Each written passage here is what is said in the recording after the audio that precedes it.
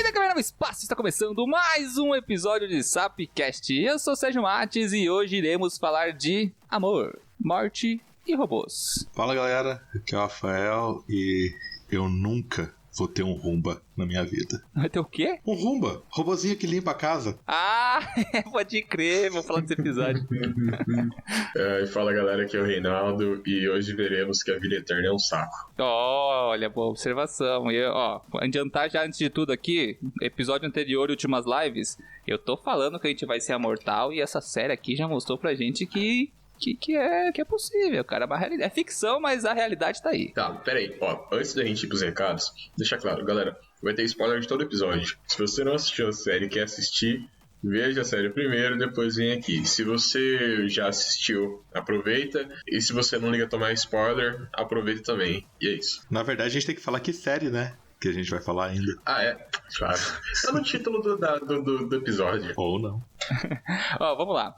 Antes de começar o episódio, vamos fazer algumas observações aqui. Primeiramente, a gente vai falar da série Love, Death Robots, da segunda temporada, mais especificamente. Love, Death and Robots. Love, Death and Robots. Tá, quer falar Randy Robots, falar E-Robots. Foda-se, enfim. Em inglês rústico. Tá, galera, antes de começar o episódio, vamos esclarecer algumas coisinhas aqui também, que a gente vai falar sobre a série Love, Death and Robots, a segunda temporada mais especificamente. Se tiver um feed bacana sobre esse episódio, a gente pode falar também sobre a primeira temporada, que a gente nem existia, eu acho, na primeira temporada. Existia já? Não lembro. A gente? A gente existia, o cast não. É isso aí. Enfim, então beleza, então antes de começar a discussão, vamos aos recadinhos, a gente já volta.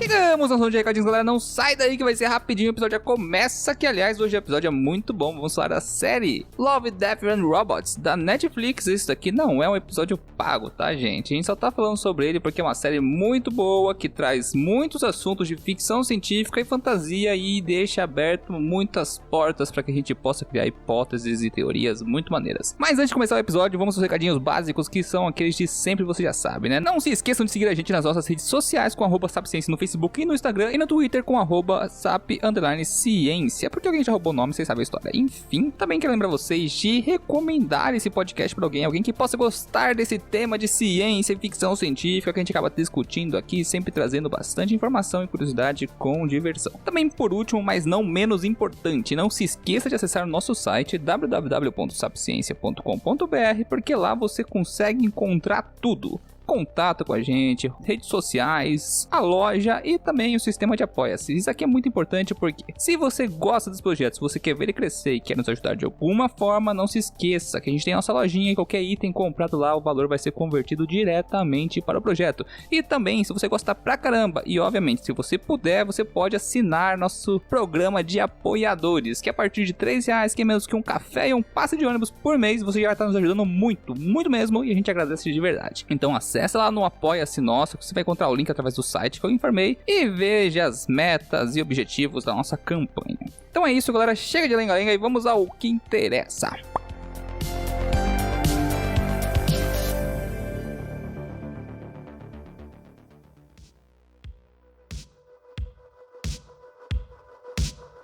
Voltando aos recadinhos, galera, vamos dar início a esse episódio que vai estar muito bom, acredito que vai estar muito bom, porque apesar de ser uma série sobre ficção científica, ela não extrapola para muito longe do que pode vir a ser uma realidade no futuro, né? Então, vamos falar os episódios em ordem. Parece que agora tá em ordem para todo mundo, né? Vocês perceberam isso também? Não sei qual que é o seu primeiro episódio.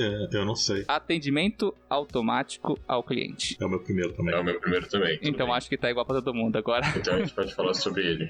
Tá, então vamos lá. A série, segunda temporada, ela vai decorrer em 8 episódios, cada episódio independente. Pra quem já conhece Love, Death and Robots, os episódios são independentes, feitos por diretores Cada um faz vários diretores, na verdade. É mais fácil você falar que são vários estúdios de animação diferente. Melhor, perfeito. Vários estúdios acabam fazendo episódios pontuais com uma história de começo, meio e fim naquele período. Então, elas têm ligações? Não necessariamente, mas muitas delas parecem que tem um pontinho de ligação uma com a outra, coincidência ou não. Vamos entrar em discussão. Primeiro episódio, vamos falar do atendimento automático ao cliente. Judite, tudo bem, Judite? Você que vai me ajudar, hein, Judite? Tá ótimo. Judite, eu queria cancelar minha linha. Não desliga... Judite, não fode comigo, Judite. Quem vai começar a discussão sobre esse episódio, que pra mim foi o pior? Cara, eu não achei esse episódio tão ruim. É engraçadinho. Então, é que assim, a gente tenta focar aqui na segunda temporada, mas a gente precisa citar a primeira temporada, brevemente, porque ela tem como base tudo que a gente esperava na segunda, né? Porque a primeira temporada ela tem 18 episódios, 16, 18 episódios, eu acho. E diferente da segunda, ela tem episódios de 30 minutos, por exemplo, 30, 40 minutos, episódios bem longos que contam histórias muito maiores. Igual nessa temporada que todos os episódios têm no máximo 13 minutos contando créditos, então 9, 10 minutos de história, sendo o menor deles o do Natal lá. Então, assim, os dois maiores têm 18 minutos. Então, assim, mesmo comparado com a primeira temporada, é bem menos, né? Que você tinha histórias muito mais elaboradas por conta dessa questão de tempo. E eu acho que quando sai essa segunda temporada, a gente ficou com essa expectativa de ter alguma coisa, de ter episódios maiores com uma maior elaboração. Porém, eu acho que esse episódio, a gente pode brincar de fazer esses paralelos. Eu acho que esse episódio é o predecessor do episódio 1, que pra mim foi o episódio 1 da primeira temporada, que é o dos robôs e do gato lá. Os 3 robôs. Então a gente pode falar que esse é o predecessor. Mas assim, você tem que lembrar que no episódio dos 3 robôs, quem acabou com a humanidade foram os gatos, não os robôs. Cara, mas pode ser... Você não sabe, vai que a atendente lá que tava no telefone era um gato. Entendi.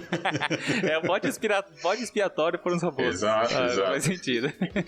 Eu acho que esse episódio ele brinca bastante com essa ideia que a gente tem de destruição humana causada pelos robôs, que não é tão ficção científica assim, se você for comparar os avanços tecnológicos que a gente tem atualmente na área. Então é cada dia mais pronto, assim, mas eu acho que todos os episódios, eu não sei se a palavra certa seria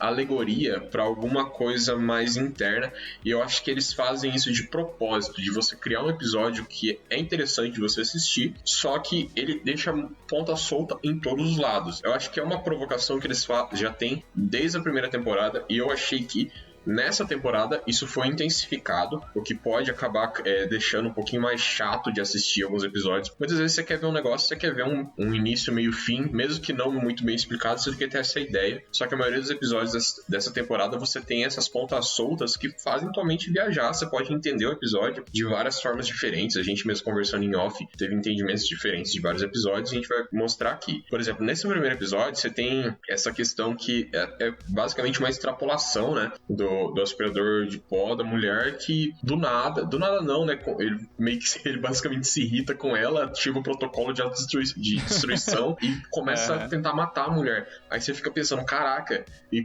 como que os caras vendem um aspirador que tem uma arma dentro que é capaz de matar uma pessoa, que vai matar o cachorro da mulher lá, tipo, você tem a opção de sacrificar o seu cachorro pra desativar o modo e tal.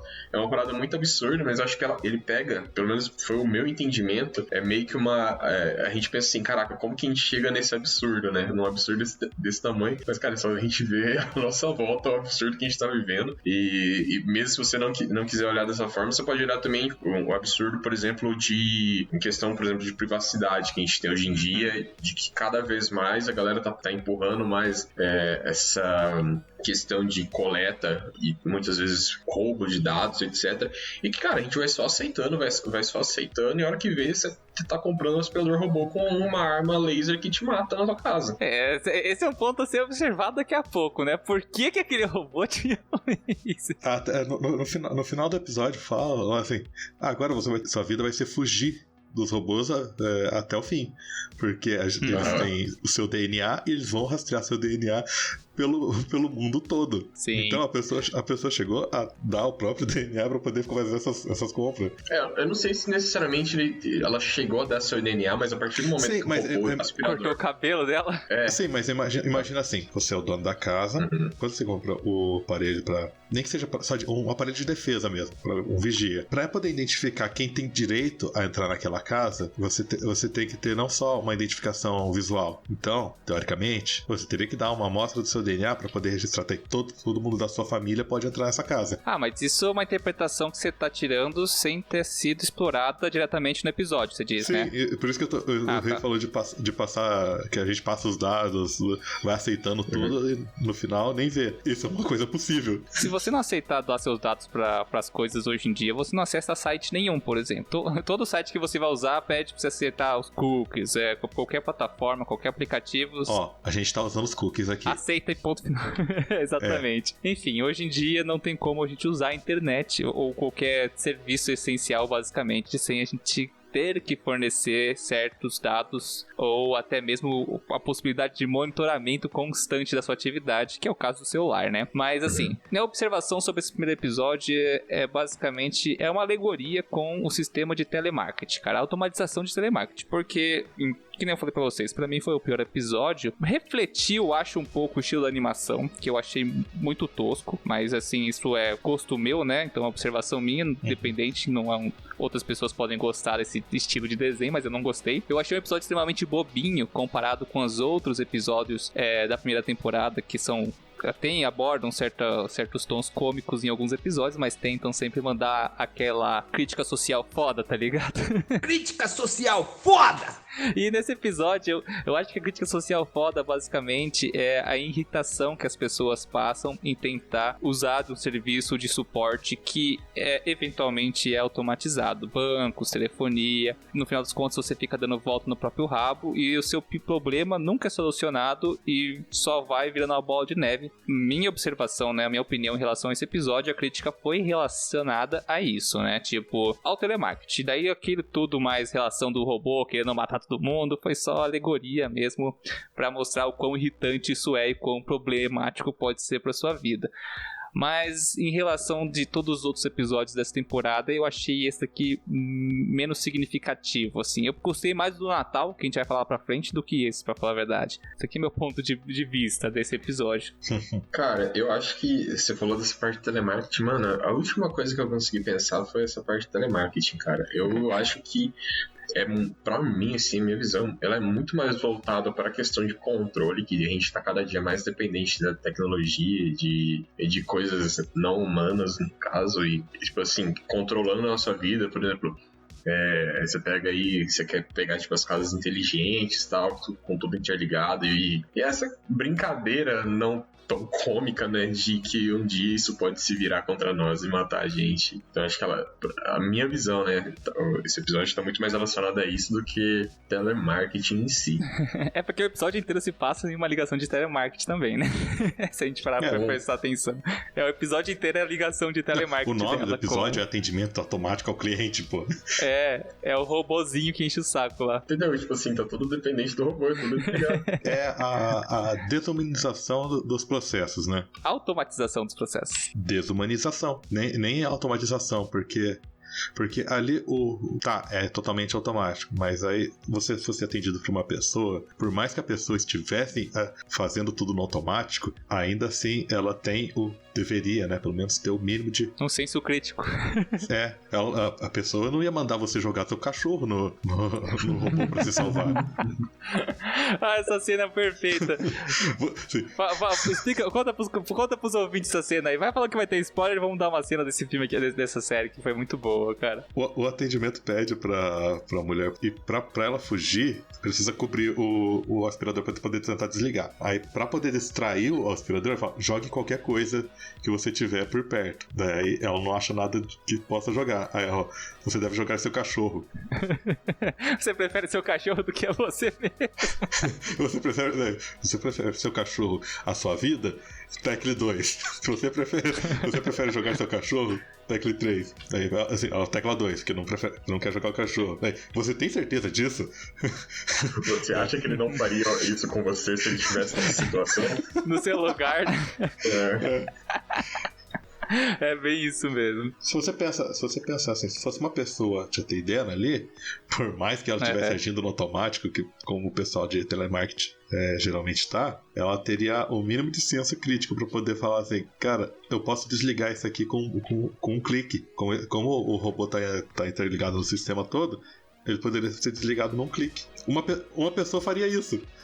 Então, uma coisa que me incomodou em relação a esse episódio foi, beleza, eu sei que é uma alegoria e no atendimento ao cliente, justamente, que o nome do episódio é esse. Mas como fantasiaram essa história de forma de que um aspirador de pó, ao mesmo tempo, ele é segurança, ele é detetizador, ele é um assassino profissional, e tipo... Ele, na verdade, ele é um robô de limpeza, controle de pragas também. Então, é nos mostrado um mundo em que tudo é automatizado. Você vê tipo o cachorrinho passeando com o robô cozinhando, o robô fazendo isso. Então a gente vê que tem robôs diferentes para diferentes funções. Daí chega o vilão da história, é um robô especialista em limpeza, só que ao mesmo tempo ele é um monstro, porque ele faz qualquer coisa, tipo, isso me quebrou um pouco do tesão desse episódio também, cara. Eu acho que me deixou, tipo, feitaram demais, sabe? Uhum. É o famoso começou a mentirada.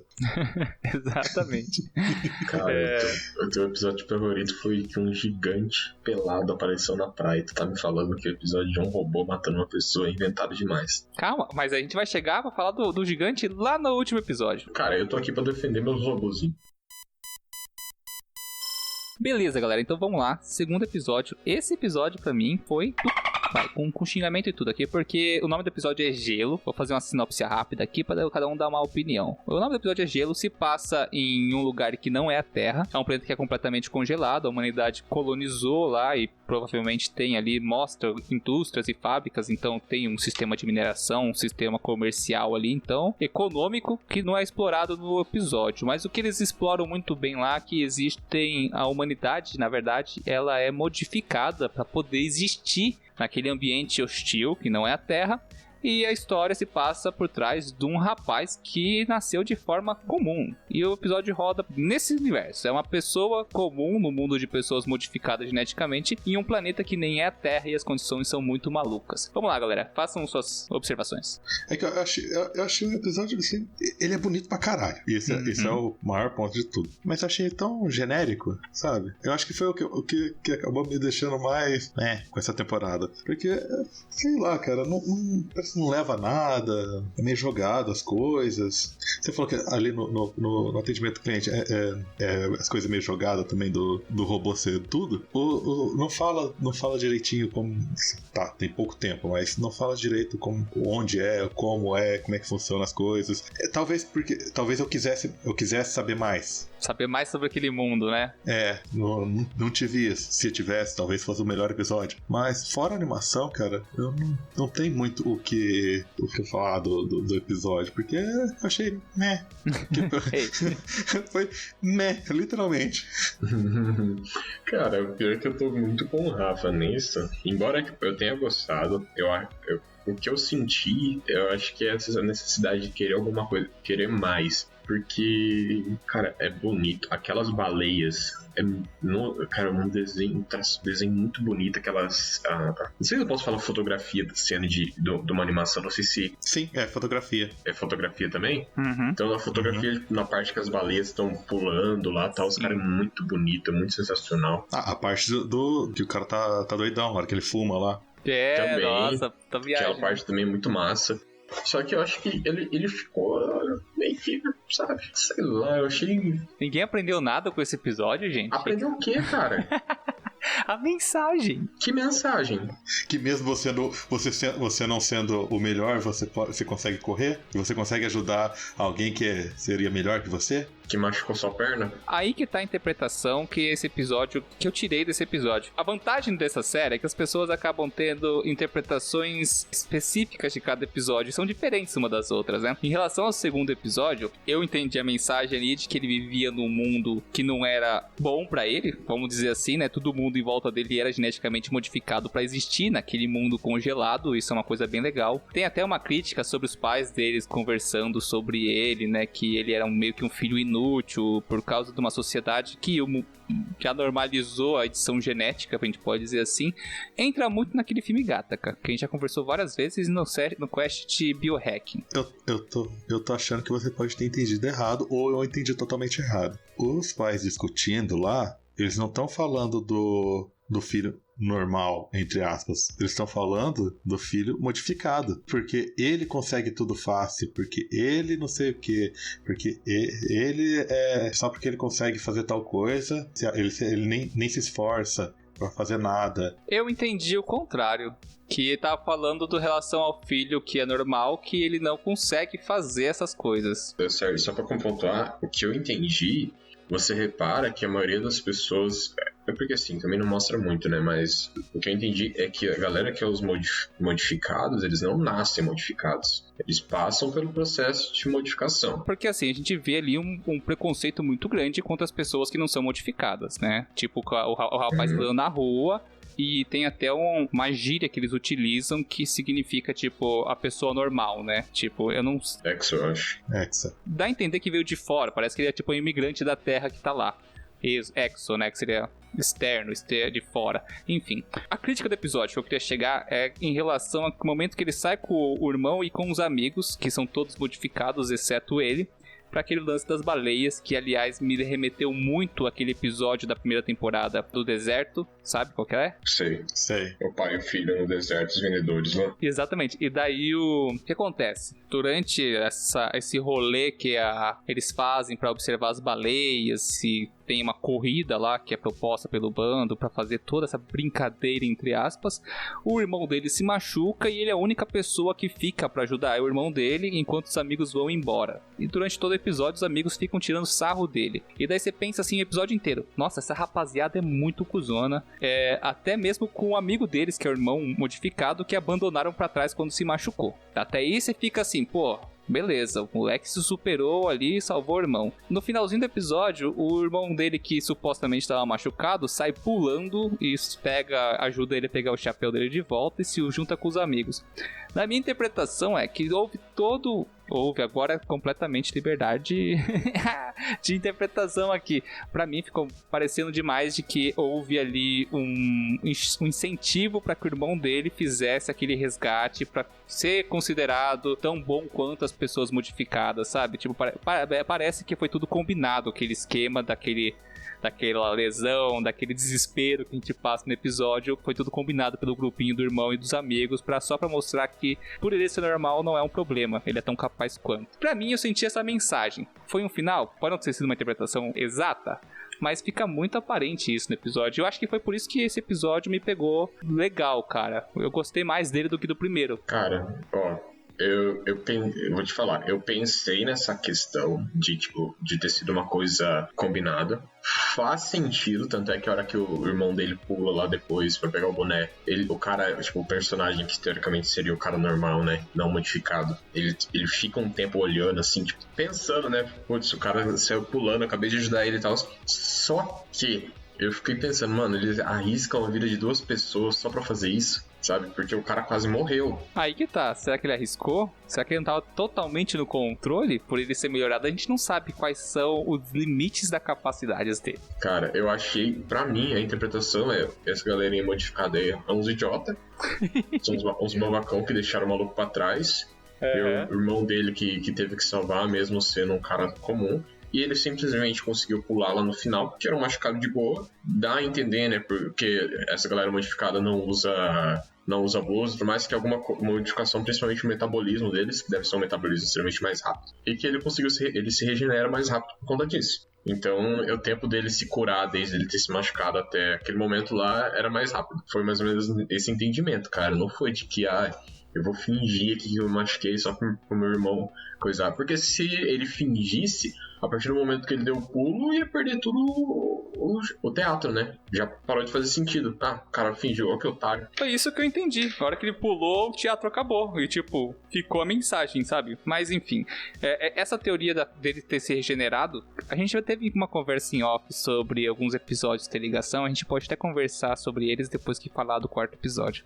Mas faz sentido também. Faz sentido. A vantagem dessa série é que deixa aberta a interpretação pro final. Então, é uma das coisas que eu gosto, né? Por causa que as interpretações podem ser feitas e ninguém tá errado, de fato. Cara, isso aí é preguiça de roteirista que não quer botar um final. É igual Game of Thrones. Os caras viram Game of Thrones. Colocaram o final em Game of Thrones e ficou ruim, a galera não gostou. Eu vou botar um bagulho sem final, aí os caras que se divertem falam que é por isso mesmo e nós. É ironia, viu? É ironia isso aí, eu tô zoando. O Rafa falou que queria um pouquinho mais do gosto desse universo e cada episódio tem seu universo em particular. Se remeter à primeira temporada, cara, tem vários episódios da primeira temporada que eu queria séries inteiras só pra falar, porque tem coisa muito boa lá, cara. Aquele lance da raposa lá, do espírito da raposa, eu achei muito bom. O do Zuma é da hora pra caramba. O do Zuma é um que eu não queria nada mais. Aquilo lá pra mim bastou. Ah, não, aquilo lá é muito bom. Aquilo lá é um episódio fechadinho. Aquilo é bom. Enfim, eu queria ver mais sobre essas coisas. É. Do gelo, o gelo, pela temática dele, ele é um episódio que poderia ser uma série muito boa, cara. Vocês perceberam que tem um brasileiro no grupinho lá? Não vi não. Do nada eles tem um que começa a falar português. Ah, eu assisti tudo dublado, então não peguei essa parada. Então é isso. Eu não prestei atenção nisso não. Tem hora que eles soltam umas palavras em português lá do nada, mano. É coisa aleatória, só pra talvez isso explique porque eles são tão escrotos. Pode ser. Não, mas eu acho que eu não fiquei prestando atenção nessa parte, não. Agora faz mais sentido a história. Né? Tá, galera, 3º episódio. O Esquadrão de Extermínio. Cara, esse episódio, eu acho que tá no... Se não for o primeiro, tá no top 3. Porque pra mim, acho que tá no top 2, vai. Porque o episódio é muito, muito bom, cara. E sinopse rápida antes da discussão. Um futuro, entre aspas, utópico, né? Porque todo mundo é rico, todo mundo vive na cidade alta e é imortal. Daí, acaba a utopia do rolê quando as pessoas que desistem da imortalidade e acabam tendo filhos. Existe uma polícia especializada justamente pra caçar essas pessoas e eles matam crianças mesmo, porque ninguém deve nascer no mundo de mortais que não tem espaço pra todo mundo. Fica aí o questionamento. Controle populacional extremo. Exatamente. E uma coisa que me levou bem legal, antes de começar a discussão, uma coisa que me deixou muito... Uau! A hora que eu vi. A cidade alta deles, né, que é uma cidade construída acima da cidade velha, me lembra muito o RPG de Cyberpunk do Nerdcast. O policial é o Rex. Cara, esse episódio deve ser o episódio mais pesado, um dos mais pesados que tem aí. Se não o mais, né? É o mais pesado, principalmente porque mata criança, mas o policial, a gente não sabe, você não vê tudo que ele já passou antes, mas você vê que a primeira abordagem que a gente vê foi o que deu o estalo nele. Você vê que ele tá sentindo o peso do trabalho que ele tá fazendo. E depois, quando ele volta pra Cidade Alta, ele ainda tá com a mão suja de sangue. Ele não tá legal mais já com isso. A matar criança. Mas você consegue fazer um paralelo com o Brasil, se você quiser, qualquer policial militar brasileiro, cara, que faz o que tem que fazer e depois tem que carregar o peso do que fez, do que já fez. Depende, né? Se for miliciano, ele gosta. Não, cara, mas eu tô falando policial. Correto. Vai ter gente que vai reclamar de mim de falar isso? Vai ter gente que vai concordar? Vai. Mas existem os policiais ruins e os policiais bons, cara. De qualquer lugar. Quando você vê a pessoa sofrendo por causa disso, que o cara pirou. Um exemplo seria basicamente um policial que tá fazendo ronda na rua, tem um comerciante que tá ilegal lá vendendo suas frutas e o dever do policial é desmontar a barraca do cara, mesmo que aquilo fira o coração dele porque descumpre com as regras sanitárias da cidade. Não, é um exemplo bem fraquinho. Então, é bem fraquinho, tipo assim, a pessoa tem seus valores, ela entende que a pessoa que aquela pessoa tem dor, tem sentimento, só que ela Sim. tá fazendo uma coisa que pela lei, pelo serviço, é o dever dele que corrija aquilo lá, fazendo mal ou bem. É uma analogia que não dá pra fazer, é uma comparação que não é muito boa, porque o cara tá matando crianças,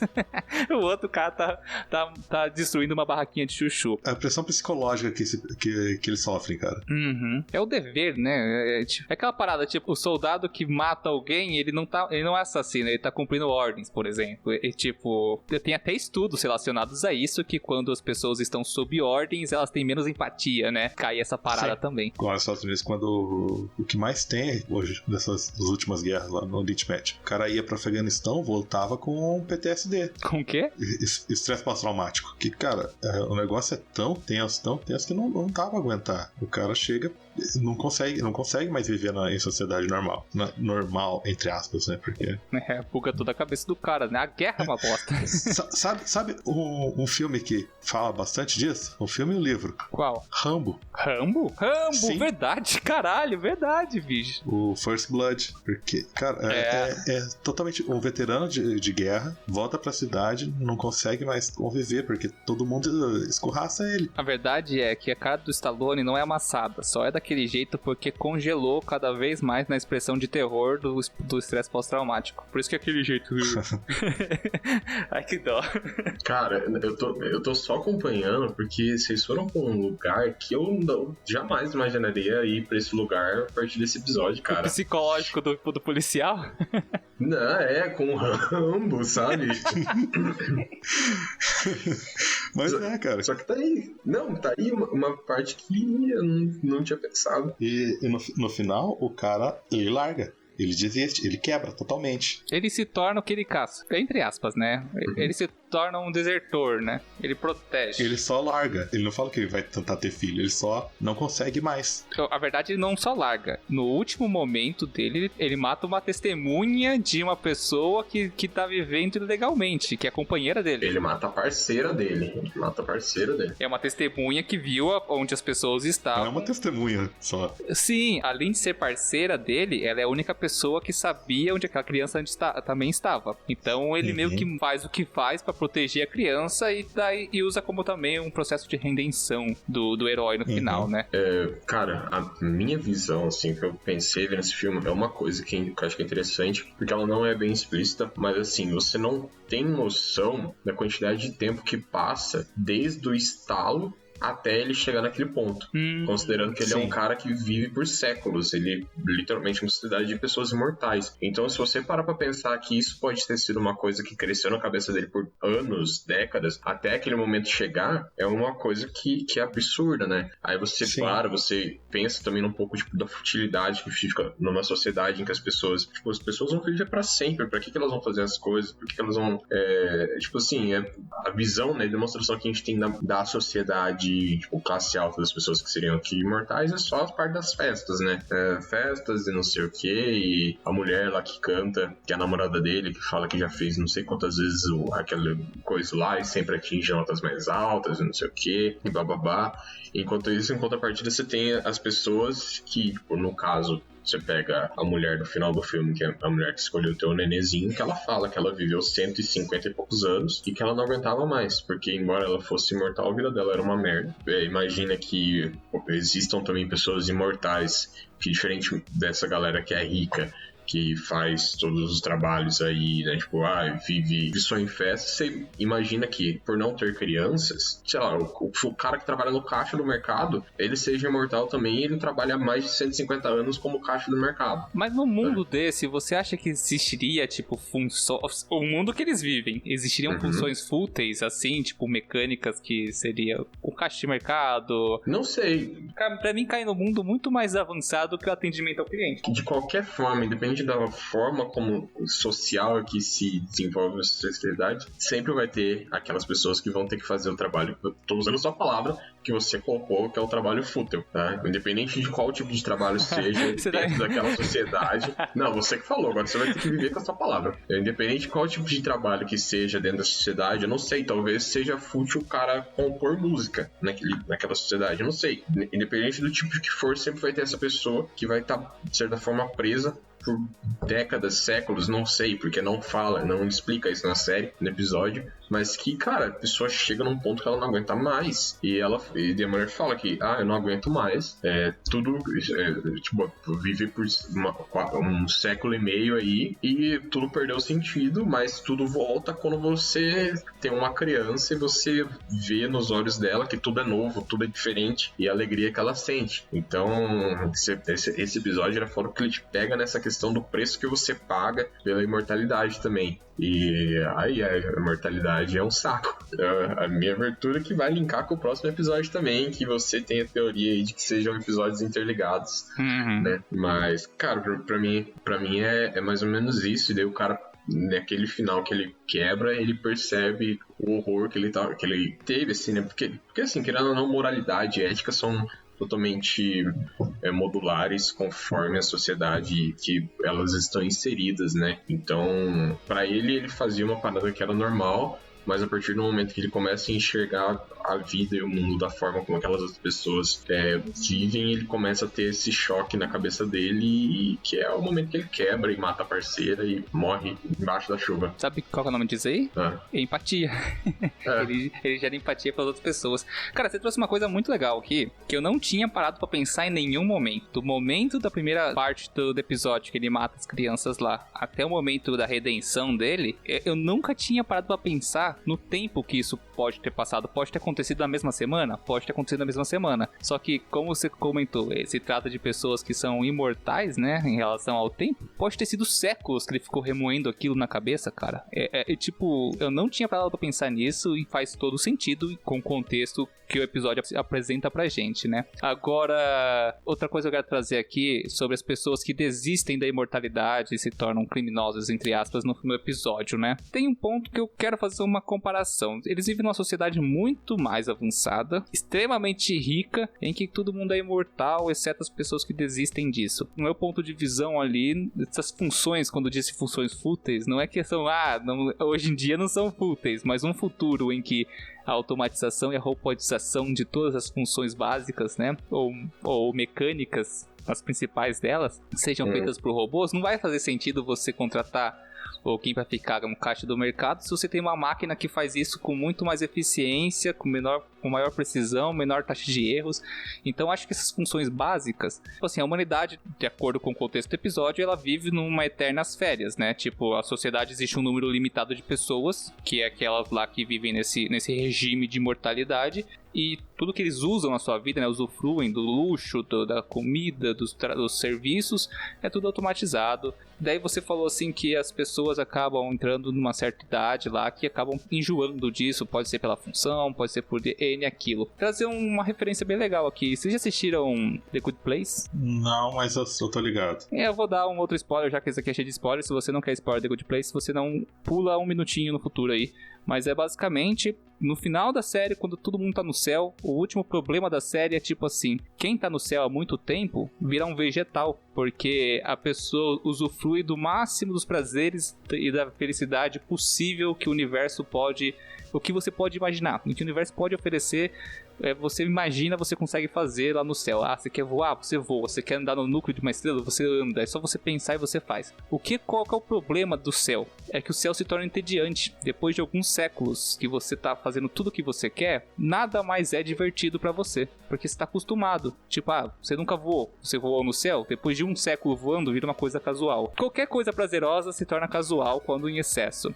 E eu acho que é uma coisa que esse episódio traz pra mim sobre as pessoas que desistem da imortalidade. Elas vivem numa sociedade de bel prazer, em que tudo tem acesso e tudo mais, em que perde o sentido da conquista, entendeu? E tipo, não tem mais o que mais conquistar. A única conquista que uma pessoa pode ter nesse universo, nessa sociedade em que eles vivem, é de ter um filho, se você colocar no contexto geral. E tanto que muitas pessoas, quando acabam desistindo da imortalidade, se tornam criminosas porque elas geram crianças, né? E essas crianças são um problema para essa sociedade porque aumenta o número de pessoas na Terra que já tá. Tem até um comentário que eles fazem depois do show dela lá, que tem muita gente querendo viver nesse mundo, só que ninguém quer sair dele. Algum comentário assim, tô parafraseando, Mas, enfim, deu pra entender que já a sociedade já tá cheia, não dá pra colocar mais gente nem tirar. Eu acho, Sérgio, que a única solução pra imortalidade, assim, pra vida eterna, que é pra você continuar tendo um propósito, seria, sei lá, viajar pela galáxia xingando todas as pessoas de ordem alfabética. Guia do Mochila das Galáxias, que aliás, dia 25 aqui, dia rei, foi, né? Porque esse episódio vai ser dia 31. É o dia da toalha, cara. Dia da toalha, dia 25, esse mês, galera, que a gente tá gravando dia 22, mas dia 25 foi, né? Porque vocês estão escutando no futuro, o dia da toalha, que é o dia do orgulho nerd, que é em homenagem à série do Douglas Adams, o Guia do Mochila das Galáxias. O que foi, cara? É médio, né? Não é a mesma coisa, né? Tudo bem. Não é o quê? Não é a mesma coisa, são dias diferentes que meio que se juntou por aclamação popular. Uniu o útil ao agradável, mas é basicamente isso. Só uma coisa que eu acabei esquecendo, porque assim, como a gente comentou no começo, tem as empresas, né, os estúdios que fazem cada tipo de... Os episódios são com estúdios diferentes, às vezes um mesmo estúdio grava episódios diferentes. E esse episódio do Pop Squad aí foi eu falo o nome do estúdio, que é a Blur Studio, que é o estúdio que fez o maior número de episódios de Love, Death and Robots. Eles fizeram 3 episódios dessa temporada atual. Foi o único estúdio que fez mais de um episódio dentro dessa temporada. E eles fizeram, acho que 5 episódios na temporada passada. Então, ele é o estúdio que mais teve participação em episódios da temporada passada. Eu posso chutar quais episódios ela fez nessa temporada? Você tá com a lista aí, mas não fala. Eu tenho, pra falar. Então, pai, foi Snow no Deserto, Esquadrão de Extermínio e o Gigante de Afogado. Não. Não? Errou! Você acertou o Gigante. O Esquadrão de Extermínio, que é o que a gente acabou de falar. E eles fizeram também aquela do Michael B. Jordan, que é o do... o penúltimo episódio, cara, muito bom. Esse, eu vou até falar sobre o estilo de animação, que é bem curioso o estilo de animação do penúltimo episódio. Então, mas eu lembrei de falar disso porque eu quero falar de um episódio específico, que é esse de agora. Que o estúdio que fez esse episódio, do Snow in the Desert, é o mesmo estúdio que fez aquele episódio do Beyond the Aquila Rift, que é o da Mulher-Aranha lá, sabe? Nossa, cara, esse episódio é muito bom, cara. E é um episódio que você olha e você vê a qualidade da animação, do CGI, que cara, parece humano aquilo lá. Sim, é uma qualidade absurda, tipo, da animação. E eles fizeram esse também, que é um episódio que é absurdo de animação. Eu vou fazer uma outra retratação aqui, já que eu tô falando. Agora eu pesquisei aqui e eu falei cagada, que na verdade os episódios da primeira temporada não são episódios tão longos assim. Acredite ou não, os episódios da primeira temporada não passam de 18 minutos também. Eu acho que você que tem essa percepção de... por ter mais episódio, alguns são mais densos. Só que eles não são tão longos também, eles são episódios curtinhos de até 18 minutos. Caraca, eu assustei agora. Então, o 4º episódio vai falar do Snow no deserto. Esse episódio aqui, cara, na minha opinião, tem alguns episódios que devem ter alguma ligação, mas essa é interpretação e hipótese minha aqui, teoria da conspiração. Mas esse episódio do Snow no deserto é um dos melhores episódios que teve nessa temporada. Ela conta a história de um caçador de recompensas, um viajante no deserto. Esse cara, ele é misterioso e albino, começando por aí. Esse cara entra numa discussão de bar e acaba perdendo uma mão, fica aparentando basicamente que ele é caçado por várias pessoas, ele é um alvo, né? Tem um prêmio à cabeça dele. Na hora já falam que estão atrás do saco dele. Exatamente. No decorrer do episódio a gente descobre que o motivo pelo qual eles estão atrás dos seus testículos, literalmente estão atrás dos seus testículos, é que esse cara tem um poder de cura fodão, pique Wolverine. Quando o cara perdeu uma mão, parecia o Deadpool com a mãozinha de bebê. Basicamente esse é o superpoder dele. E a questão é, nesse mundo apresentado pra gente, ele é o único da sua espécie, o único do seu tipo, que dá a entender que seja uma mutação muito pontual pra ele. O que fica em dúvida é, os outros alienígenas, entre aspas, que aparecem, são alienígenas ou são humanos modificados para aquelas condições daquele mundo desértico extremamente quente. Esse poder de cura ou mutações que podem acontecer. A gente não sabe quanto tempo a humanidade vive nesse planeta, né? Eles não estão na Terra, outra coisa bastante importante a ser observada. E eu até quero discutir também sobre a companheira que ajuda ele no decorrer do episódio, que se diz da Terra e que quer o DNA dele, só que por vontade, né? Ele tem que dar por vontade própria, que ela não quer roubar isso dele, pra levar pra Terra, pra que eles possam ajudar a humanidade de qualquer forma, principalmente ela que sofreu um acidente bizarro e o corpo dela basicamente é robótico por inteiro, exceto algumas partes. Deixa muito atrelado ao episódio anterior, que as pessoas são imortais. Parece que o episódio anterior é um futuro desse episódio, do quarto episódio, em que a cura já chegou na Terra e desenvolveram uma terapia da imortalidade. Mas aberta a discussões pra vocês aí, Rafa. Tem toda a discussão de imortalidade, do governo querer pra poder reconstruir a humanidade e tudo mais, mas eu achei o episódio divertido pra caralho, antes de qualquer coisa. Porque, cara, é uma aventura. São caçadores de recompensa correndo atrás de alguém e o cara tentando se defender. É basicamente isso. É uma jornada para casa. Não, na verdade, depois de chegar na casa, mas independente disso, cara, é um filme de aventura e ação. É quase como se fosse um episódio de The Mandalorian. Sim, eu tive essa impressão em alguns momentos, principalmente pelo clima desértico, né? Sim. Isso foi uma coisa que eu gostei bastante já desde o começo, é que ele tem muito essa pegada de Star Wars. Sim, total, cara. Se os caras falassem que aquele planeta lá era tipo Tatooine. Sim. Pra mim era Tatooine. Se os caras tivessem filmado o céu e mostrado dois sóis, daí já vai tomar no cu. Cara, não, é outro filme que mostra dois sóis, esquece. Eu confundi com aquele filme novo do Tom Holland lá, que é o do que os homens mostram os pensamentos dele. Nossa, já saiu esse filme? Já, vai da hora. Rafa, só pra complementar dessa estética, é que o Bar também tem muito a pegada. Pra mim, tipo, o comecinho, assim, pra mim o cara é um Han Solo da vida, sabe? Sim. Atirando primeiro e tal. Total. É uma mistura de Star Wars com... Tá aqui é o mesmo universo, mas Mandalorian. E um pouco, principalmente por causa da Cyborg, de Alita. Pode crer, ela tem os momentos dela na luta, né? Pra chegar na Alita, ela tinha que ser mais caralhuda do que ela foi lá, mas ela teve seus momentos, foi legal. Sim.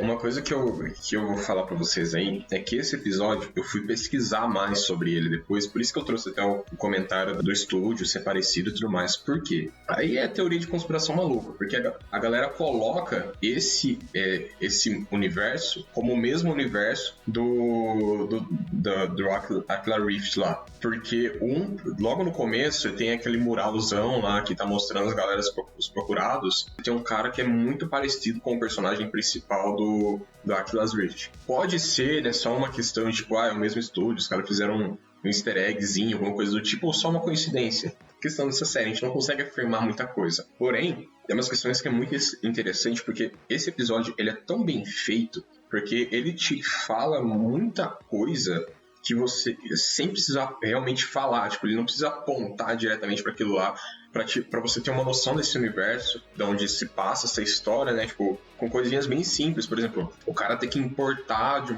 super caro morango, que tá acabando morango, é muito difícil de conseguir morango. O copo das coisas o copo de água lá dele ter tipo uma senha em cima pra você tirar, porque provavelmente é uma coisa extremamente escassa, né? O que é até engraçado, porque daí você chega na casa dele, ele tem uma banheirona lá, né? Então, pode assim, crer. O cara tem uma fonte de água em casa. Então daí você tem esses paralelos, né? Porque o cara, ele é centenário também, tipo, ele já viveu por muito tempo. Tem a parte que é muito massa de você pensar, que tem essa questão da imortalidade, de quão solitário ela pode ser, porque ele fala que ele já foi casado e muito feliz, só que a esposa dele se matou porque ela estava envelhecendo e ele continuava o mesmo, então ela não aguentou viver dessa forma e acaba se matando. Então, tipo, mostra o quão solitário ele é. Tanto é que é uma das coisas que a moça Cyborg usa pra ficar com ele e tal. E, cara, fora diversas outras coisas que mostram nesse mundo e nesses pequenos takezinhos, assim, né, que a gente vê. Duas coisas que eu achei muito massa é essa inversão, talvez inversão temporal, que é, por exemplo, os caras eles estão viajando à noite e dormindo dentro daquele domo lá durante o dia, porque o calor é insuportável. Então a vida deles se baseia numa vida mais noturna por conta do calor, né? Por ser um planeta extremamente quente. E, cara, Aí tem uma discussão, que como eu disse, eu fui pesquisar mais sobre o episódio, e tem uma discussão que agora eu quero falar com vocês aí. O maluco lá, o caçador de recompensa, ele queria o saco do cara, né? Queria os testículos do cara, porque, teoricamente, lá que tava o segredo da mentalidade. Não pode falar que tava no esperma do cara. Não, isso é burrice. Burrice o quê? Não, isso foi uma burrice do episódio. Um fio de cabelo seria suficiente, mas tudo bem.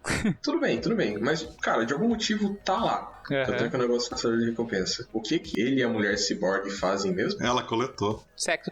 Puta que pariu, ela coletou. Ela pode ser uma mulher ciborgue que usou isso pra coletar. Nossa, eu não tinha pensado nisso, parça. E levar de volta pra Terra. Eu não tinha pensado nisso. Caralho, faz todo sentido biológico, literalmente.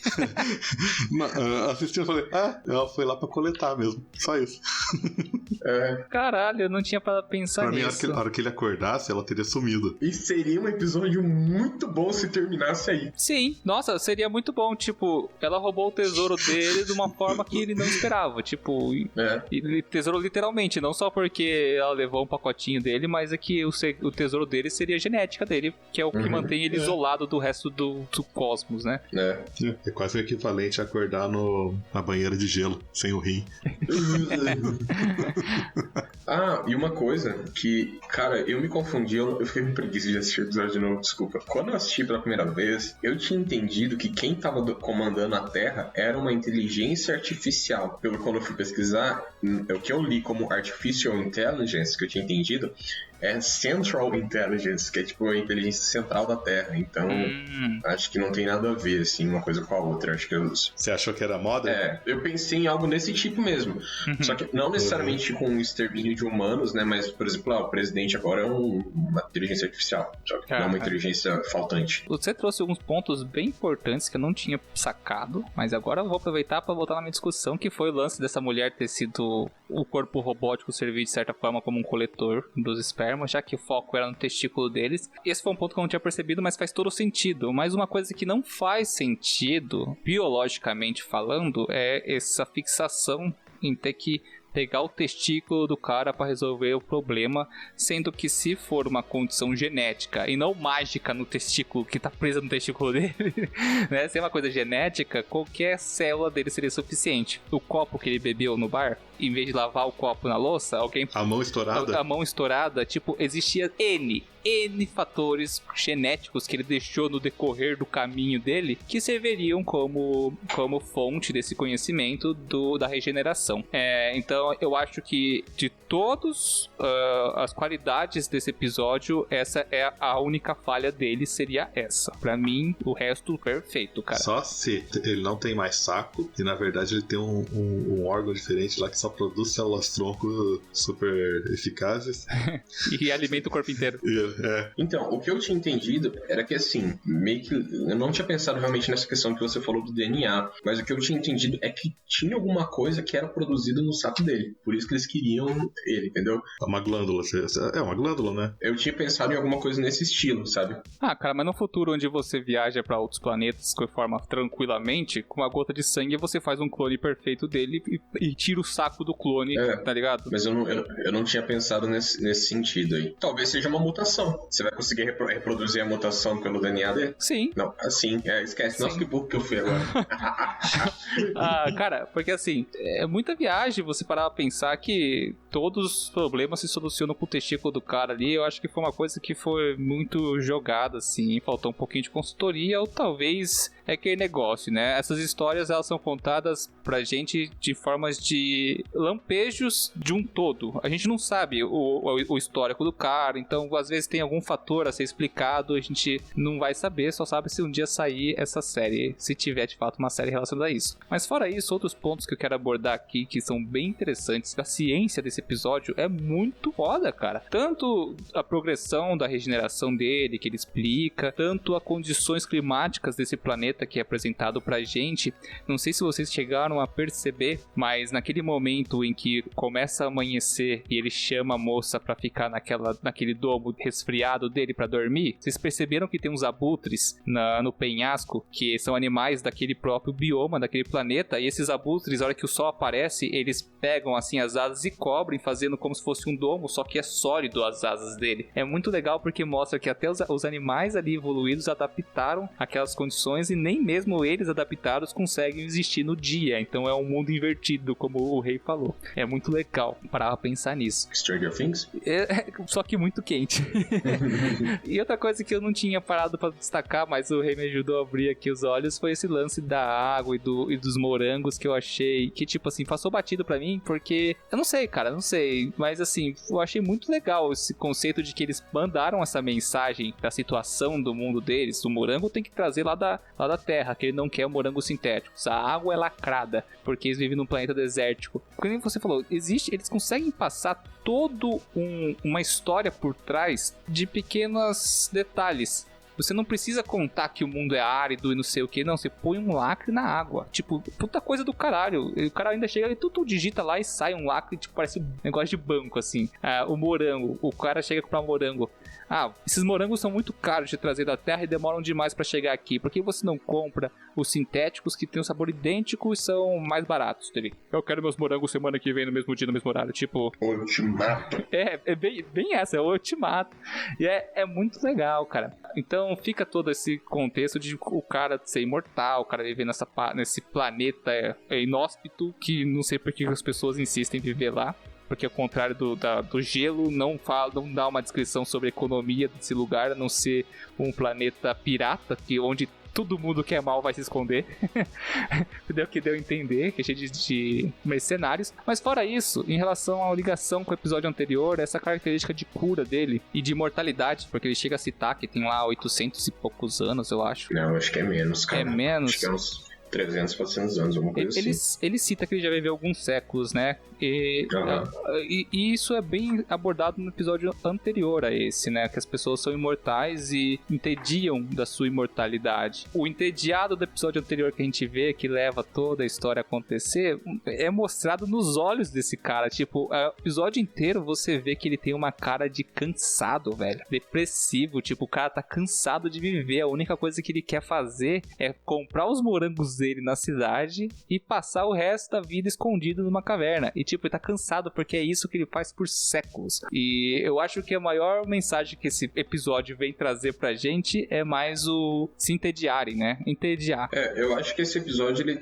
não só tédio, esse episódio mostra mais a solidão também. Sim, a solidão da imortalidade, né, cara? Isso é pesadaço também. Que uma das coisas que a mulher robô, ela fala também, que depois que ele descobre, né, que ela é parte robô, né, que ela é um ciborgue, ela fala que eu também me encaro com muita solidão, tipo, daí eles ficam juntos, assim. Então, tipo, são dois seres solitários. Ele, por ser geneticamente, virtualmente imortal, né, porque ele não... a gente não sabe se tomar um tiro na cabeça, se ele morre ou não. A gente sabe que ele se regenera, mas não a que ponto ele consegue se regenerar, né? Uhum. E ela, por ser um ciborgue, provavelmente, ela fala que boa parte do corpo dela, só que o cérebro dela é de humano e tal, então ela se estima, né, que ela seja aí parcialmente imortal também. Aí fica a questão, ela é um androide ou é um ciborgue? Eu acho que ela é um ciborgue. Qual que é a diferença de um androide com um ciborgue? O androide é totalmente criado do zero, totalmente robótico. Já o ciborgue é mistura de biológico com cibernético. E como é que a número 18 teve filho, então? Ela era um ciborgue. Na verdade, apesar de ter chamado de androide, ela era um ciborgue. É mesmo? Ô rei, você estava certo. A Central de Inteligência da Terra pelo jeito, é um grupo de inteligências artificiais. É? Como você descobriu isso? Eu tô com o episódio aberto aqui. Ela fala assim, a Central da Terra não suprime conhecimento. Aí ele responde, moralidade é um traço humano. Pensei que as inteligências artificiais não davam a mínima. Então eu não tava maluco. O cara foi buscar nos detalhes, hein? Aí... É o VAR. Como é? Helicóptero ar aqui.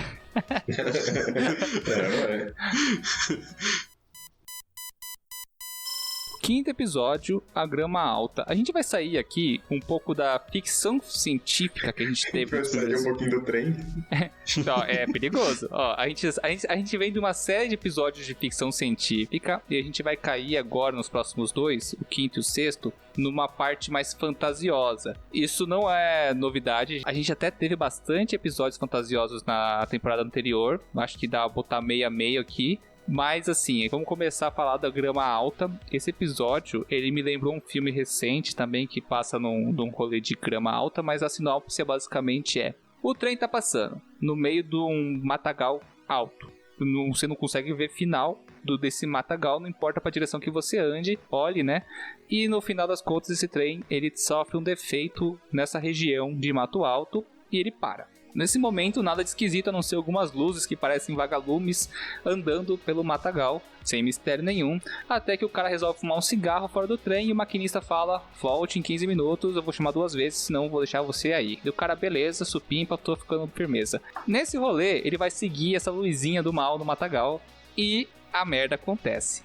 Umas criaturas muito sinistras que não são zumbis, mas também não sei o que é, começam a aparecer do nada. É um desespero total, é uma coisa que você fica agoniado pra ver se o cara vai sair de lá. Aparece a Batalha dos Bastardos, quando o Jon Snow tá embaixo dos corpos lá, você fica agoniado, mas no final das contas tá tudo bem. A questão é, como comentaram em off aqui, esse episódio, além de o principal parecer o Lovecraft, ele é muito Lovecraftiano, né? Tipo, ele traz um universo, um cosmos de terror inexplicável e tá ali, cara. Só tá ali. Você só tem que conviver com isso. E é o que o maquinista explica. Discussões. Uma coisa que esse episódio até depois me lembrou bastante foi Avatar. Uma coisa específica do mundo espiritual de Avatar, que tem aquele vale, que não é vale, é uma fenda lá que tá cheia de névoa, que as almas que vão parar lá... Das almas perdidas.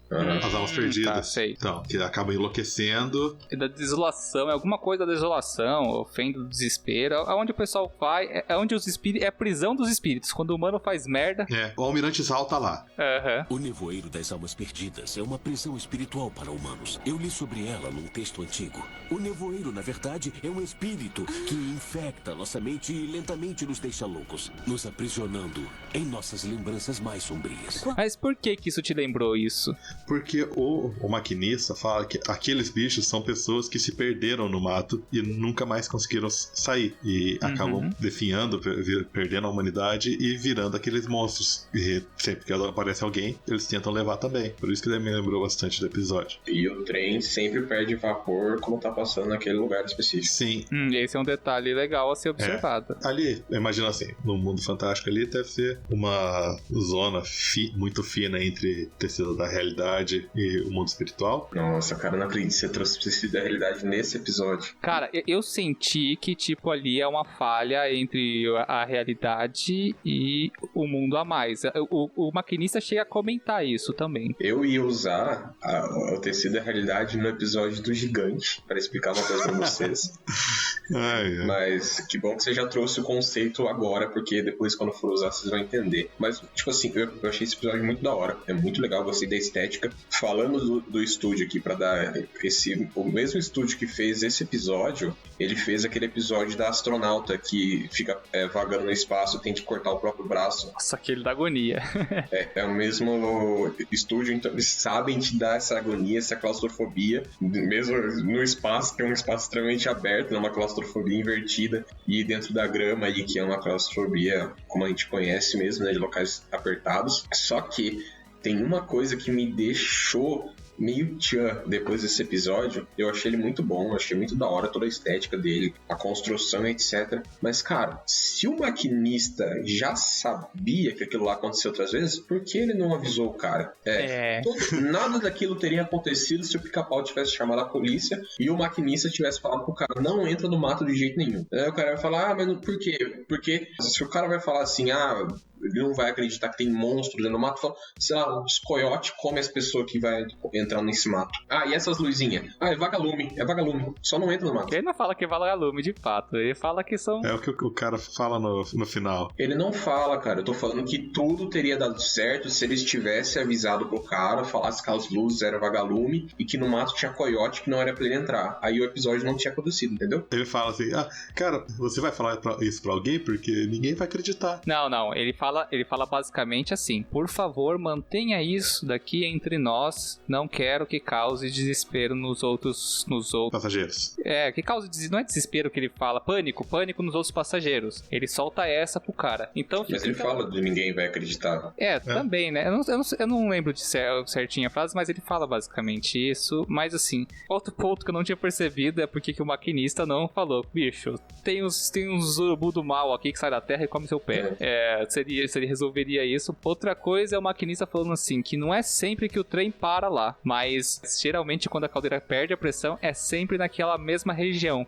O velho chega a comentar, como o Rafa falou lá no comecinho, que são pessoas que é a hipótese do velho, né? O velho, na verdade, fez a teoria de que são pessoas que ou são de outro mundo e encontram uma passagem para esse mundo, nesse matagal, ou são pessoas que se perderam e ficaram nesse limbo do matagal ali, que, na verdade, esse matagal fica uma coisa muito ambígua, se ele é uma coisa natural ou se ele realmente é uma parte mística, né? Uma região mística em que ocorre essa união entre dois mundos, né? Então, por isso que esse episódio ele cai muito na fantasia. Ele fica mais aberto a interpretações, não existem explicações nem implicações pra tentar explicar o que tá rolando ali, justamente por ele ser fantasia. Então tudo vale, tudo vale. Cara, enquanto você tava falando, eu pensei numa coisa aqui. Olha essa analogia.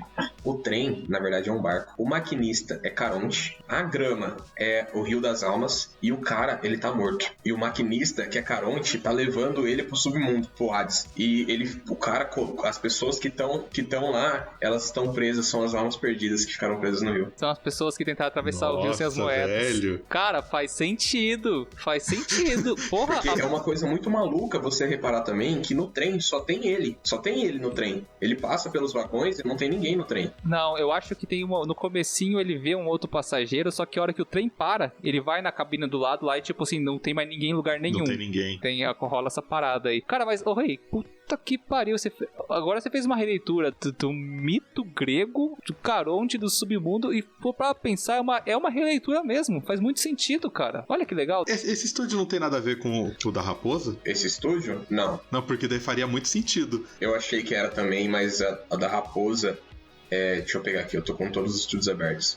Pra quem não sabe, o da Raposa é um episódio A Boa Caçada da temporada 1. Good Hunting. Tipo, na lista de episódios que eu tenho aqui é o episódio 8, por exemplo. Nossa, pra mim é o 10. Pra mim foi o episódio 3. Red Dog Culture House, o nome da empresa que fez. Vamos ser curiosos, o Zima Blue, ele é o último episódio pra todo mundo, não é? Não? Pra mim foi o 4º episódio. Pra mim é o último. Mas, a segunda temporada acabou com isso também, cara. Ela acabou com a aleatoriedade dos episódios, porque aparentemente todo mundo teve a mesma sequência de episódios na segunda temporada, né? Eu acho que sim. Eu acho que sim. Pelo menos a gente tá tendo a mesma sequência. Então, acho que acabou um pouco da magia aqui. Mas alguém quer adicionar mais alguma observação sobre o episódio da grama? Então você falou já, né, que o personagem parece o Lovecraft.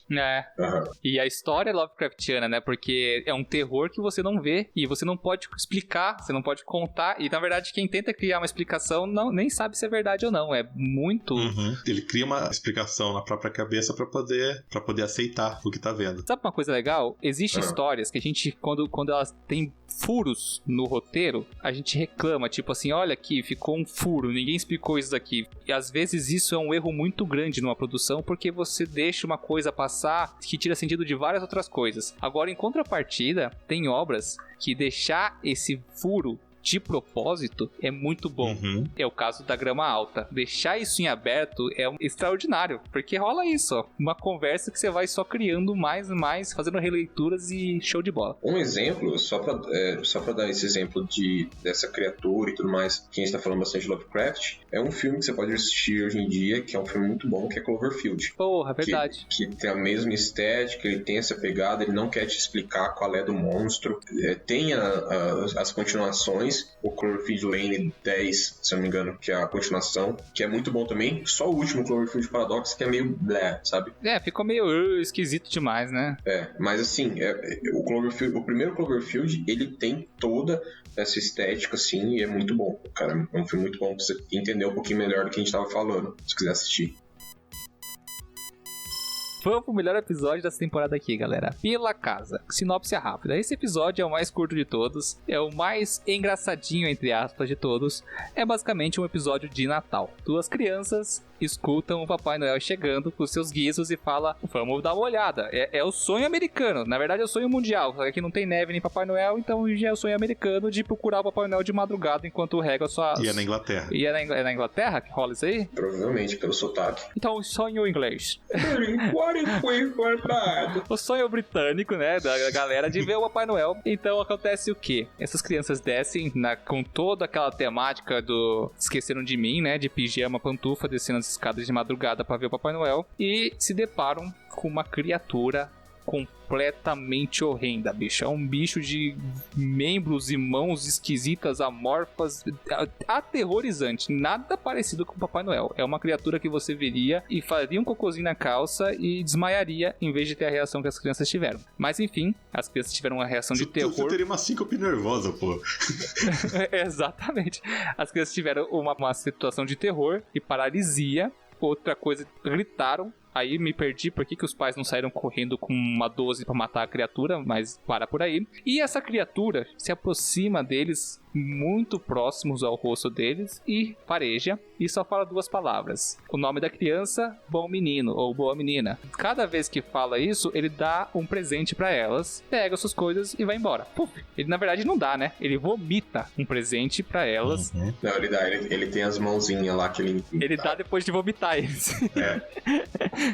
Mas ele vomita esses presentes, né? É bizarro, porque a caixa é muito maior que a garganta e você vê a pele se deformando pro presente sair. Parece ser extremamente doloroso, cara. Exatamente, dá até essa sensação e o presente dá pras crianças e vai embora. Agora a magia do episódio, eu acho que é o ponto mais alto do episódio, é que as crianças abrem os presentes, é exatamente o que elas queriam, voltam pra cama completamente aterrorizadas e tem uma conversa de 3 segundos ali em que um pergunta pro outro: o que aconteceria se a gente fosse mal? E o episódio acaba. Eu vou deixar discussões pra vocês, porque quando eu for falar, eu fiquei muito... Esse episódio eu achei muito bom por causa dessa última fala, mas discussões. Cara, eu acho que isso aí é basicamente o Papai Noel real, fora do Papai Noel comercial que a gente conhece hoje, do barbudinho, pá. Tal. O Papai Noel da Coca, e esse aqui é o Papai Noel do Lovecraft.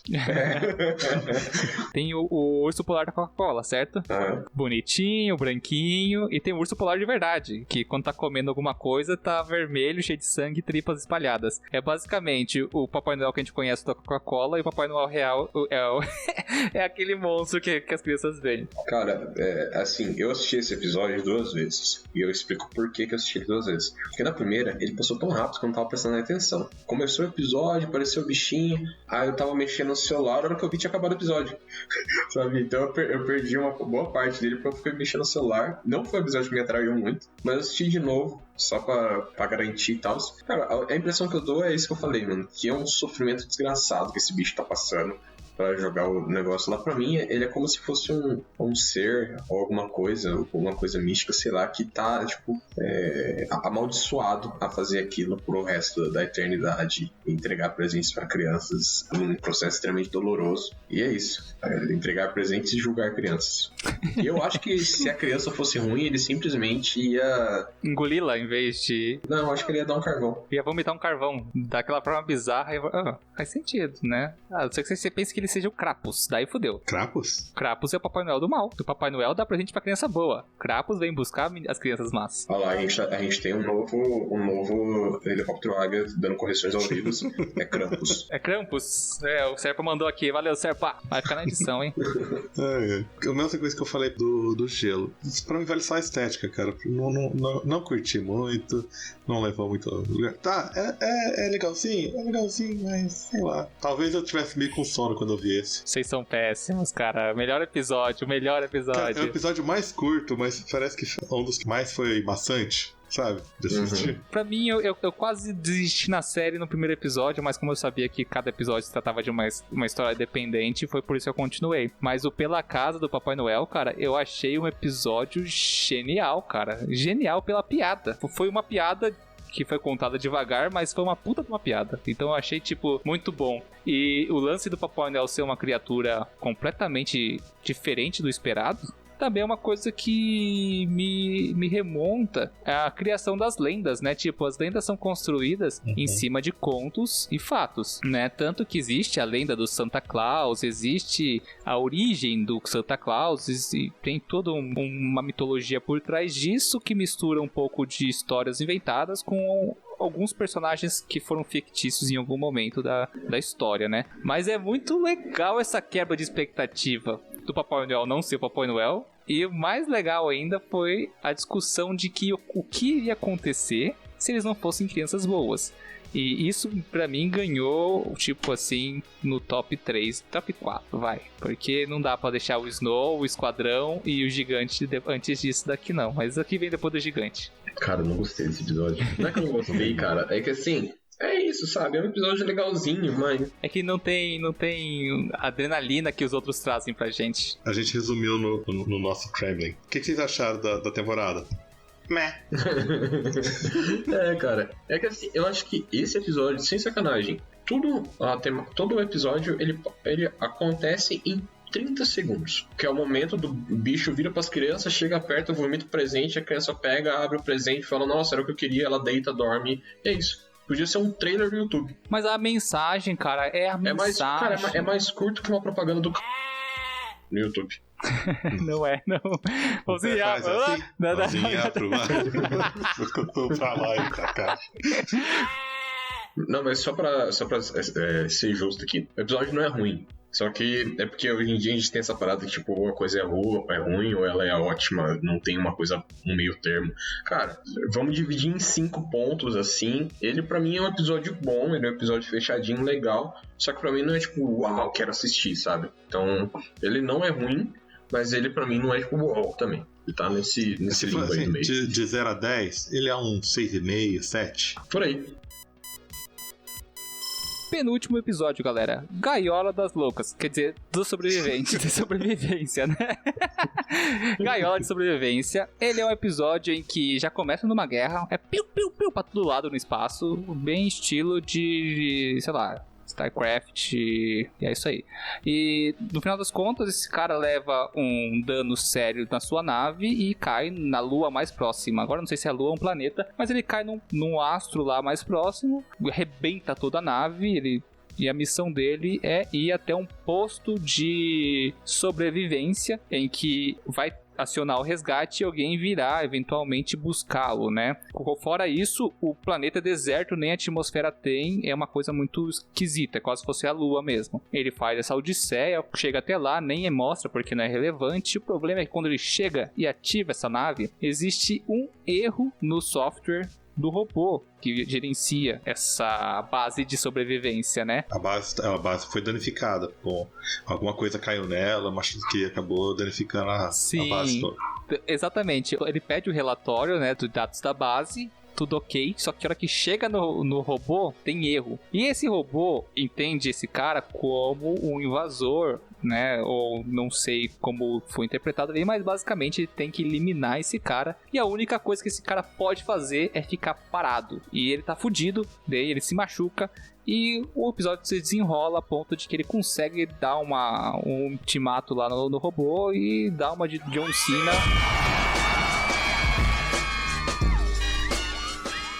E acaba com o robô. E depois o resgate vem, final feliz, todo mundo fica legal, alegria total. Discussões. O que aconteceu nesse episódio? Por que assim ele é tão bom quanto parece ser? Outra vez eu gosto de ficar dependente das máquinas, né?